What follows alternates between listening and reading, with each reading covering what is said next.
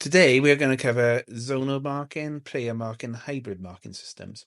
We're also going to look at defender box, counter attack, and balanced, and what these actually mean with your tactics. An aerial defender is determined based on the jumping reach, strength, and positioning. This would normally be centre halves, defensive midfielders, and target forwards. Trackers are based on their marking, concentration, and anticipation. Marking can be quite poorly because these are usually attacking midfielders who lack the physicalness of competing aerially. Counter attackers are determined based on pace, dribbling, and finishing. Normally, wingers, centre forwards will be this. However, if you've got an extremely physical centre forward, they may actually become an aerial defender. But as soon as you put a defender in place, they may then revert into a counter attacking player. The defensive zonal marking system has all players back, with 6 players being aerial defenders on the edge of the 6-yard box and 4 attacking players acting as trackers. The balanced zonal marking leaves 1 forward for counter-attacking purposes, 2 on tracking, and the rest marking zonally within your 6-yard box. Zonal attacking means you have 2 counter-attacking on the halfway line, 1 tracker, and the rest of your players marking zonally on the edge of the 6-yard box. Defensive player marking setup expects every player to come back and help defend a corner. More players are asked to mark players directly rather than defend zones. The balanced player marker gives us 6 aerial defenders, 3 trackers, and 1 forward on counter attack.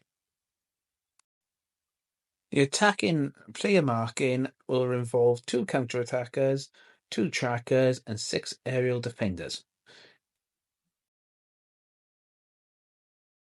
The defensive hybrid setup expects players to come back and help defend a corner whilst adopting a sensible approach between dangerous zones and marking players directly.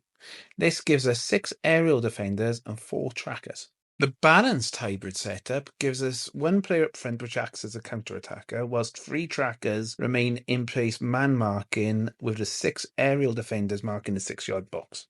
The attacking hybrid setup requires 2 players to stay forward whilst defending the corner on counter-attacking opportunities, whilst the 6 aerial defenders mark the 6-yard box and the 2 markers act on player marking. So why is it important? Well, you can see here on the next opponent in the data, it tells you the set pieces, and it's saying that Dagenham and Redbridge like to counter-attack by leaving players forward.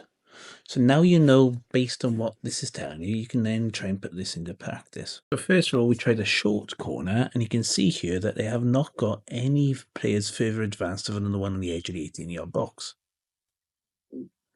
So the first thing to notice was it looked a bit hybrid because although 1 or 2 players were being picked up, they actually were marking as zonally on the 6-yard area.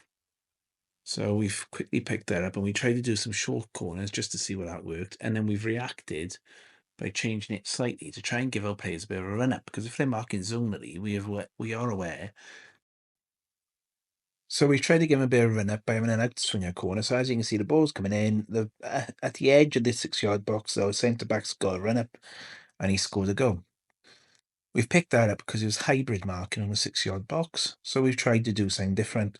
But hopefully, these little tips we've tried to bring in for you today will help you understand how a team's setting up defensively, and maybe you can try a couple of things and then identify in game what set pieces work. The next video we'll be doing on set pieces will be the offensive set pieces, and we'll be showing you how you can set them up to get the most out of them. If you like this type of video, please like and subscribe. Until next time, take care.